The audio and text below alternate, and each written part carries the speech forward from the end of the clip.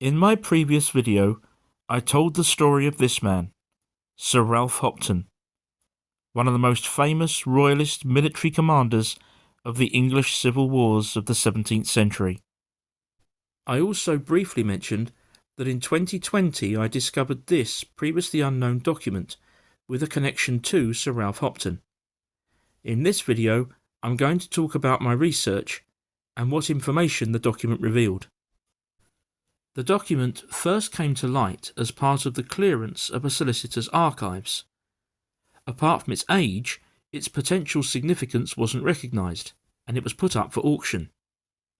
Having a keen interest in the English Civil War period, the first thing that I noticed about the document was some information on the back, which included, near the top, the name Ralph Hopton and the year 1620.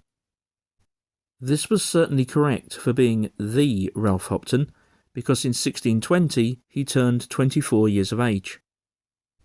The next two clues came from the front of the document. The majority of it was written in Latin, which I couldn't read. But near the top, on the left-hand side, was again the year 1620. This therefore suggested that the document had indeed been written in that year, and the date on the back wasn't simply misleading. However, it was the third and final clue that got me most excited. The signature on the document, just here, said Robert Hopton, and a quick check confirmed that the Ralph Hopton's father really was Robert. So, before we go any further, let's have a look at who Robert Hopton was. He was born around the year 1575 in Witham Friary in Somerset. He was the son of Sir Arthur and Rachel Hopton, and would go on to become a prominent landowner and Member of Parliament. He also had a brief spell as the Sheriff of Somerset. He married Jane Kemmis, and they had 7 children. The eldest was Ralph Hopton, and the two men can be seen together in this portrait. Robert died in 1638, 4 years before the First English Civil War broke out. So, returning to my research, my next step was to contact the Cromwell Museum, which is based in Huntingdon in Cambridgeshire. The museum is one of the most important with regard to preserving the history of the English Civil War period. It is dedicated to preserving the memory and legacy of Oliver Cromwell, one of the most significant figures not just of the English Civil War period, but the whole of British 17th century history. I was very keen to eliminate any possibility that the document might not genuinely date from 1620, that it might be a copy, for example. Stuart Orme, the curator of the Cromwell Museum, was extremely helpful and put me in touch with an expert who was very quickly able to alleviate my concerns in that regard. The document was indeed genuine. My next task was to find out what the document was about. That would require the services of someone who could not only translate from Latin into English, but could read Latin written in a 17th century hand. Eventually, I was able to find such an expert, and what the document revealed was not only a snapshot into the lives of the Hoptons, but also a great piece of Old English history and custom. The document was precisely dated the 23rd of October, 1620. That's during the reign of James I of England, who was also James VI of Scotland. The document relates to a piece of copyhold land. We're all familiar with the terms freehold and leasehold, but copyhold is a little less well known. Its name came from a practice widely used on manorial lands, and its origins lay in the much older feudal system. In essence, the lord of a manor could grant an area of land, which may or may not include a dwelling or other buildings, to a tenant in return for rent and or other services.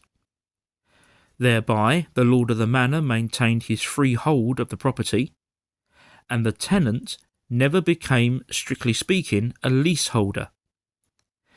The transaction was recorded in the manorial court record, and the tenant would be given a copy of the agreement, hence the name copyhold land. Earlier in this video, I mentioned that Robert Hopton was born in the village of Witham Friary in Somerset, and that he was a substantial landowner. The document turned out to be from his manor, which was located here, not far from Witham Friary, in a village called Ditcheat. The document begins with a single word, here, in the top left-hand corner. It turns out to be the name of Robert Hopton's manor, and translates as Ditches Gate. The body of the document deals with the transaction between Robert Hopton and members of the Cook family. On that day, the 23rd of October 1620, Thomas Cook Sr. came to the manorial court together with his sons Thomas Cook Jr. and John Cook to surrender back into the hands of Robert Hopton, the lord of the manor, Thomas Cook Sr.'s copyhold tenancy. Later that day, Thomas Cook Jr. returned to the court with his son Ralph Cook to take out a new copyhold agreement on his father's former holding. For this alteration in title, Thomas Cook Jr. paid Robert Hopton a fee of £35, and Thomas Cook Sr. paid an additional £5 on behalf of his young grandson, Ralph. Therefore, what we appear to have, in essence, is the most senior member of the Cook family handing down his copyhold tenancy to the next generation. The document then concludes by confirming that Thomas Jr. and Ralph swore fealty and were admitted to the tenements. It was then signed personally by Robert Hopton, and beneath his signature it also confirms that it was examined by William Gower, his steward. Before we finish with the document, let's return briefly to the back of it, where a few notes, written in Old English rather than Latin, tell a tantalising footnote to this story.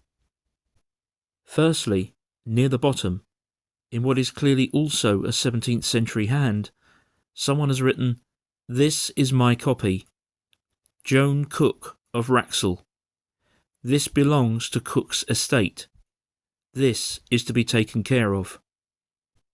Wraxall, incidentally, is another village in Somerset, not far to the north of both Witham Friary and Ditcheat. So here we are clearly looking at a female member of the Cook family handling affairs following a death, probably that of Thomas Cook Jr. himself. It is notable that Thomas Cook's name, again probably the younger of the two, does appear at the top in abbreviated form. It's difficult to tell why Ralph Hopton's name and the year 1620 were added below Thomas Cook's name sometime later, although still clearly in antiquity. It is notable, however, that Ralph inherited Ditchesgate Manor following his father Robert's death in 1638. He had this magnificent new manor house built there shortly afterwards. Today, it still retains many of its original features, and is a protected Grade II listed building. The name Ditches Gate seems to have disappeared, but, in line with the name of the village, Ditcheat Manor still survives. In fact, the manor has gained additional fame in the most unlikely of ways. In 1950, British Rail named one of their new Manor-class engines Ditcheat Manor. Today, it's a preserved steam locomotive. For me, this has been one of the most fascinating and rewarding pieces of research I've ever done. It's never ceased to amaze me that I discovered this document in 2020, precisely 400 years after it was written in 1620. It's also a great thrill to be able to hold that document and to look at that signature, and to know that this is the man who held it before me and signed it in his own hand all those centuries ago. That, for me, is one of the most important ways in which history is brought to life. If you would like to learn more about the English Civil War period, and about one of its most significant figures, Oliver Cromwell, then why not take a look at the Cromwell Museum website?